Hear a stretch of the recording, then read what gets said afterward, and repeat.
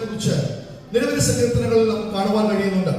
ദൈവം പരമാധികാരമുള്ളവനാണ്, സോവർണിറ്റി ഉള്ളവനാണ്, അതുപോലെ തന്നെ നിത്യത ഉള്ളവനാണ്, സർവശക്തനാണ്, എൽ ശദായിയാണ്, സർവവ്യാപിയാണ്, ശമ്മാ യഹോവ, റഫ സൗഖ്യമാക്കുന്നവൻ യഹോവ, അല്ലേ, നിസ്സി ജയക്കൊടിയായിരിക്കുന്ന യഹോവ. അപ്പോൾ സങ്കീർത്തനക്കാരൻ പല സങ്കീർത്തനങ്ങളിൽ യഹോവയായ ദൈവത്തിന്റെ പ്രത്യേകതകളെ കുറിച്ച് എഴുതപ്പെട്ട സങ്കീർത്തനങ്ങളുണ്ട്. 24-ാം സങ്കീർത്തനവും ഈ വാക്യങ്ങളിൽ സർവശക്തനായ ദൈവത്തെ കുറിച്ചാണ് പരാമർശിക്കുന്നത്. ശദായിയായിരിക്കുന്ന ദൈവം, സർവശക്തനായ ദൈവത്തെ കുറിച്ചാണ് ഈ സങ്കീർത്തനവും പരാമർശിക്കുന്നത്. അവിടെ വായിക്കുമ്പോൾ കാണാം, വാതിലുകളെ നിങ്ങളുടെ തലകളെ ഉയർത്തുവിൻ, പണ്ടേയുള്ള കഥകളെ ഉയർന്നിരിപ്പിൻ. ആര് പ്രവേശിക്കുന്നു? മഹത്വത്തിന്റെ രാജാവ് പ്രവേശിക്കുന്നു. സങ്കീർത്തനങ്ങളൊക്കെ കാവ്യശൈലിയിൽ കാവ്യാത്മകമായിട്ടാണല്ലോ എഴുതപ്പെട്ടിരിക്കുന്നത്. മാൻ നിർത്തോടുകളിലേക്ക് ചെല്ലുവാൻ കാംക്ഷിക്കുന്നത് പോലെ ദൈവത്തോട് ചേരുവാൻ, മാൻ വെള്ളം കുടിക്കുവാൻ ആഗ്രഹിക്കുന്നത് പോലെ ദൈവത്തോട് ചേരുവാൻ ആഗ്രഹിക്കുന്ന കാര്യങ്ങൾ സങ്കീർത്തനക്കാരൻ പറയുന്നുണ്ടല്ലോ. അതുപോലെ വാതിലുകളെ നിങ്ങളുടെ തലകളെ ഉയർത്തുവിൻ. ഈ കോണ്ടസ്റ്റ് നമ്മൾ ചിന്തിക്കുമ്പോൾ പഴയ നിയമ സംഭവങ്ങളും പുതിയ നിയമ പൊരുളുകളും അതിനകത്ത് വരുന്നുണ്ട്. രണ്ട് രീതിയിൽ വേദപണ്ഡിതന്മാർ ഈ വാക്യത്തെ ചിന്തിക്കാറുണ്ട്. ഒന്ന്, നമുക്കറിയാം, നാം ചിന്തിച്ചിട്ടുള്ളതാണ് യഹോവയുടെ പെട്ടകം, നിയമപെട്ടകം ഫെലിസ്ത്യർ ഇസ്രായേലിന് എടുത്തുകൊണ്ടുപോയി, അല്ലേ? ഏലി കഴുത്ത് ഒടിഞ്ഞ് മരിക്കുവാനായിട്ട് ഇടയായിത്തീർന്നു. ഓഫ്നിയും ഫിനഹാസും ദൈവം വിട്ടുപോയി. ഈ മഹത്വം പോയി എന്ന് പറഞ്ഞ് ഏലിയുടെ കൊച്ചുമകന് ഒരു പേര് നിർദ്ദേശിച്ച് നമുക്ക് കാണാൻ കഴിയും. യഹോവയുടെ പെട്ടകം പിടിക്കപ്പെട്ടു. ഇസ്രായേൽ ദേവാലയത്തിൽ ഹല്ലേലൂയ ദൈവത്തിന്റെ സാന്നിധ്യമേ വ്യാപരിച്ചിരുന്നു. നമ്മൾ ഇതിനെക്കുറിച്ച് ചിന്തിച്ചത്, അതുകൊണ്ട് ഞാൻ വിശദീകരിക്കുവാൻ ആഗ്രഹിക്കുന്നില്ല. കൃപാസനത്തിൽ ഇറങ്ങി വന്ന് സംസാരിച്ച ദൈവ സാന്നിധ്യം ആ യഹോവയുടെ പെട്ടകം പിടിക്കപ്പെട്ട് ഫെലിസ്ത്യർ കൊണ്ടുപോകുവാനായിട്ട് ഇടയായിത്തീർന്നു.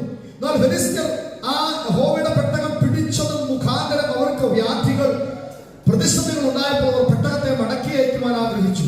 ദാവീദ് പെട്ടകത്തിന്റെ മുമ്പിൽ നൃത്തം ചെയ്ത് പഞ്ഞുനൂലങ്കി ധരിച്ച് നൃത്തം ചെയ്ത് ദൈവസാന്നിധ്യത്തെ പ്രശംസിച്ച് ആരാധിച്ച് പെട്ടകത്തെ മടക്കി കൊണ്ടുവന്നത് കാണാൻ കഴിയും.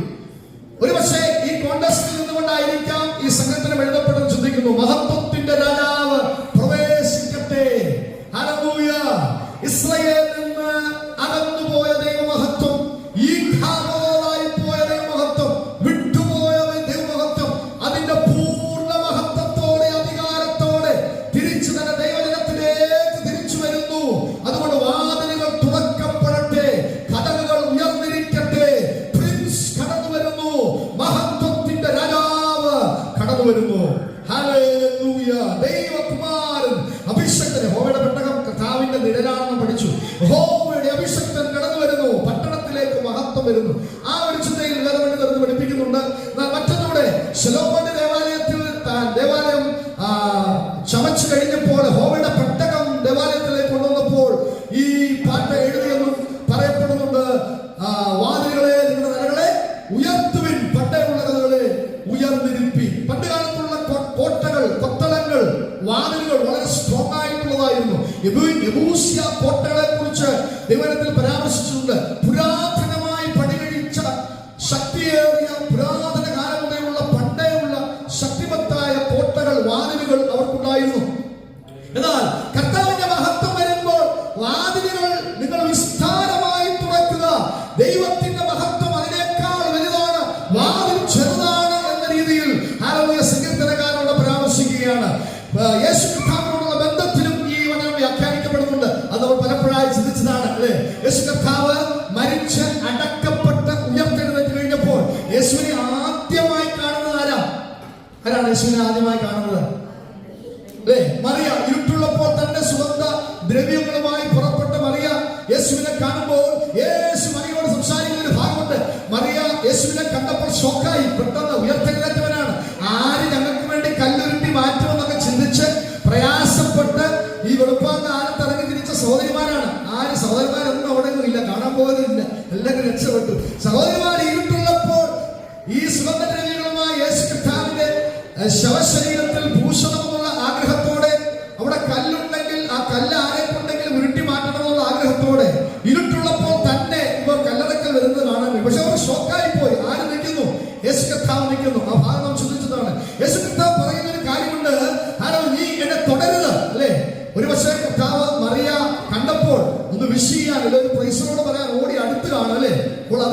പോയി കർത്താവിന്റെ അടുത്തേക്ക് ചെന്നപ്പോൾ കർത്താവ് പറയുന്നത്, നീ എന്നെ തുടരുന്നത്, ഞാൻ ഇവിടെ പോയിട്ടില്ല, ഞാൻ പിതാവിന്റെ അടുക്കൽ പോയിട്ടില്ല. കർത്താവിന് ഒരു രഹസ്യ ഉയരത്തിലേക്ക് ഒരു രഹസ്യ പോക്കുണ്ടായിരുന്നു നമ്മൾ പഠിച്ചു അല്ലേ?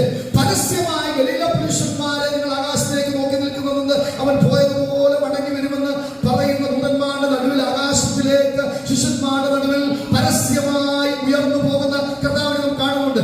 ദൈവത്തിന് യേശു കർത്താവിന് ഉയർത്തുന്നതിന് ശേഷം ഒരു രഹസ്യ ഒരു പോക്ക് സ്വർഗത്തിലേക്ക് ഉണ്ടായിരുന്നു എന്ന് പഠിച്ചു. അതെങ്ങനെയായിരുന്നു? അവൻ ഭൂമിയുടെ അധോഭാഗങ്ങളിലേക്ക് ഇറങ്ങി. ഓർമ്മയുണ്ടോ?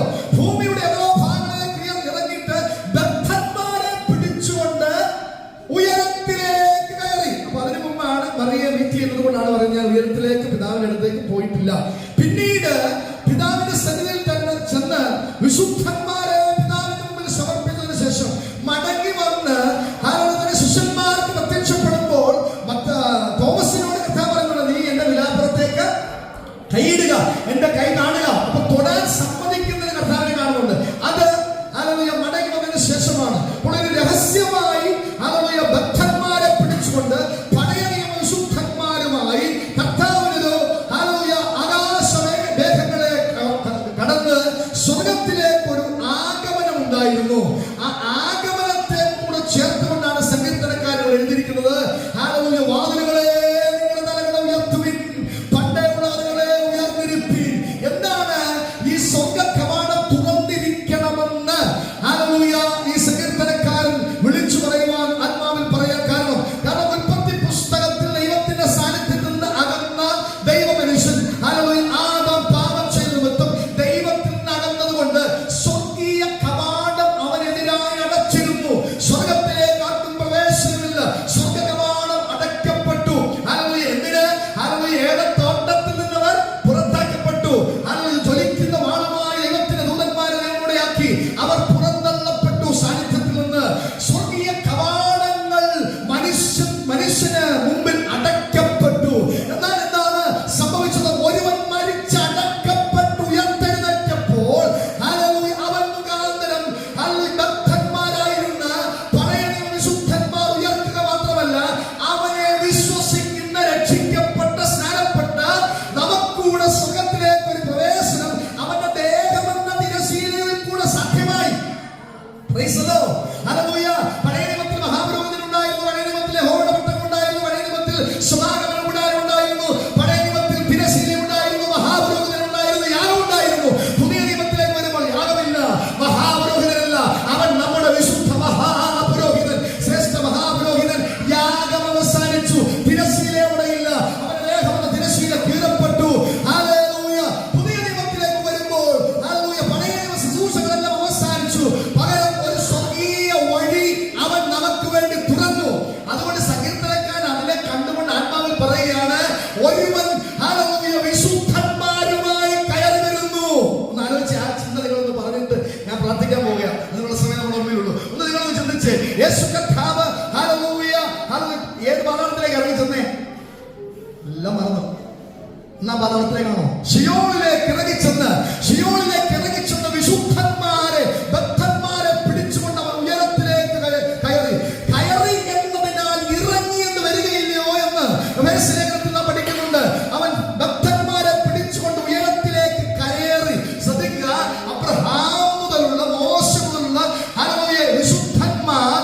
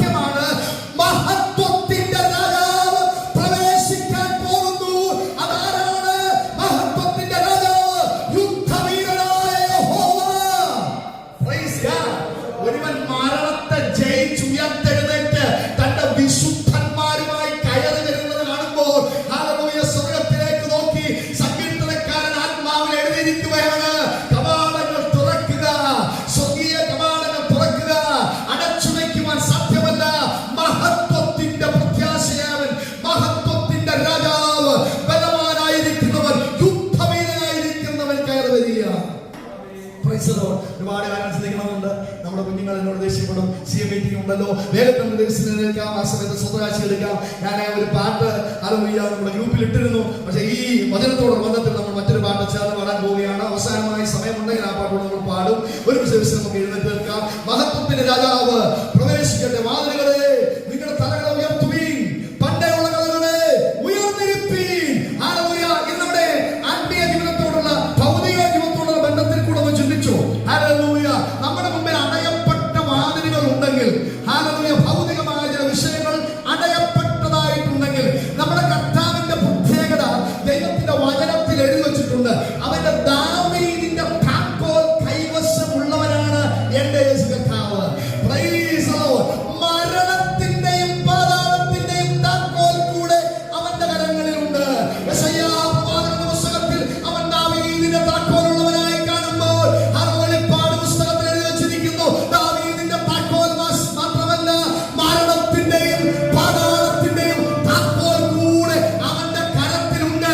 അങ്ങനെയെങ്കിൽ ഇന്ന് രാത്രിയിൽ നീ അനുഭവിക്കുന്ന തടസ്സങ്ങളെ തുറന്നു തരുവാൻ, ഹല്ലേലൂയ, അടയ്ക്കപ്പെട്ടതിനെ തുറക്കാൻ, തുറന്ന മണ്ഡലങ്ങളെ അടയ്ക്കുവാൻ കഴിയുന്ന ദാവീദിന്റെ താക്കോൽ കൈവശമുള്ളവനാണ് നമ്മുടെ കർത്താവ്. അവൻ ബലവാനാണ്, അവൻ യുദ്ധവീരനാണ്. ഇന്ന് രാത്രിയിൽ ചില മണ്ഡലങ്ങളെ ജയിപ്പാൻ, ചില ശക്തികളെ ജയിച്ചു കളയുവാൻ, ചില പ്രതിസന്ധികളെ ഉടച്ചു കളയുവാൻ കർത്താവിന് കഴിയും. നമുക്ക് ചേർന്ന് പാടാം. വാതിലുകളെ നിങ്ങൾ തലകളെ ഉയർത്തി വരുന്നിട ജയരാ